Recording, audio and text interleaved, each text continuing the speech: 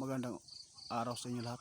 Ngayon po nandito tayo sa ating kaibigan dahil mayroon pong nagpaabot sa atin doon sa part ng Luzon kung ano daw ang kanilang pinipirmahan ngayon kasi may nagbahay-bahay daw, no? Magbibigay daw sila ng pera kung pirma sila at bibigay po ng kanilang anong tawag dito, yung Xerox na ID. Ano po ba daw ang ibig sabihin nun? Kasi may sinabi si kaibigan na huwag magpalinlang. Hindi po ba ito sa anti siksik o yung pong mga paninira sa mga politiko? Kaya ito po ang ating itanong sa ating kaibigan. Kaibigan, mayroon pong nangyari ngayon doon sa part ng Luzon man yata yung nag-chat sa atin na mayroon pong pilahan doon sa kanila. Ang iba nagbahay-bahay na maglagbok sa kanilang listahan tapos magpirma pagkatapos nagpa-xerox ng ID. Anong ibig sabihin nun? Ano po ba ang nakita po nyo dito? Diyos ko. Mga idol, sinabi ng ating kaibigan, ang masasabi ko yan, nasasabi ko na noon. Kaya sa lahat po na makapanood sa amin, huwag kayong basta-basta mag-sign, mag-signature. Huwag po kayong basta-basta magbibigay ng ID na hindi naman po dumaan sa proseso, sa legal. Mga idol, marami po ngayon ang pakulo. Hindi natin alam, gagamitin po yan sa politiko, mga idol. Kaya ito,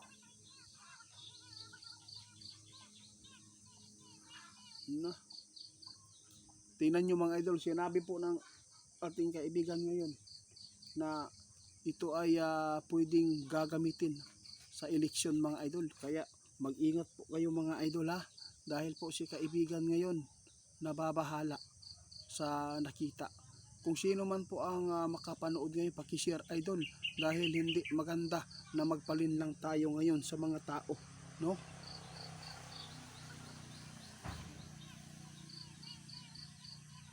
Sus, Diyos ko.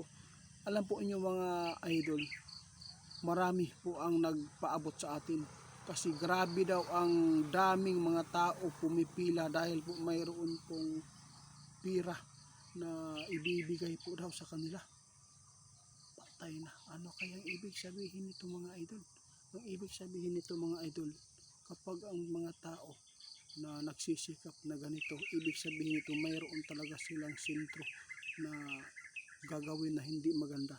Hindi po yan legal mga idol kapag hindi dumaan sa barangay o sa anumang mga ahensya ng gobyerno. So, tingnan po ninyo mga idol.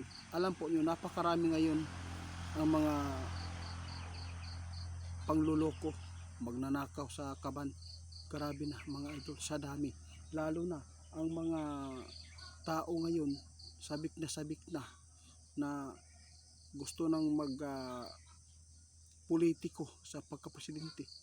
Tandaan po ninyo sa 2028 mga idol, ito po napakarami po ngayon ang ating babantayan. Hindi po tayo pwede magpalinlang. Mayroon pang anti-siksik, di ba? Anti-Kristo. Anti-Kristo mga idol, yung siksik. Tingnan po ninyo, pwede po yan, magagamit po ang inyong ID dyan.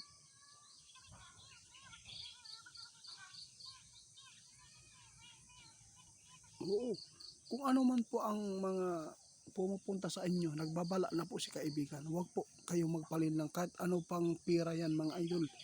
Tulad po ng iskan, no? Pagdating sa panahon yan, magagamit kayo. Kaya nakakaawa. Huwag kayong magpalinlang mga idol. Dahil si kaibigan mismo ang nagsabi, aanin mo naman yung pirang ibibigay sa iyo kung mapapahamak ang buhay mo. At mayroon pong mga tao mapapahamak pa dito. Kaya sa lahat ng nakapag pa-xerox ng ID at nakapagpirma doon sa lagbok, wala na, hindi na po niyo yan bababawi pa, no? Nandyan na po sa kanila yan. Kaya sa lahat ng hindi pa napaabutan po sa ganyan, huwag po kayong magpalinlang mga idol, posibleng mapapahamak po talaga. Hindi po yan sila magsisikap kung wala silang gustong makuha. Ginawa po nila yan kasi mayroon silang gustong magamit. Salamat po sa mga nagpaabot sa amin.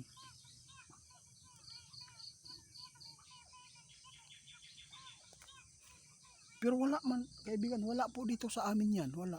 Bakit po sa Luzon? Napakarami. Kasi may nagpaabot sa amin mga idol, grabe daw ang daming pilahan.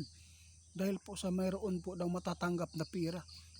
Ika nga, sabi po ng iba, kapit patalim daw sila kasi ang hirap po ngayon ng buhay. Wala halos silang mabiling pagkain at wala po silang mabiling mga kinakailanganin po nila sa kanilang sasakyan. Wala. Motor, hindi namamasada yung iba, wala silang pang gas, kaya ito po ginagawa ng po daw nila na pumila at mamasin ba. Oo, kaya ito ang nangyayari, ipinapaabot sa amin.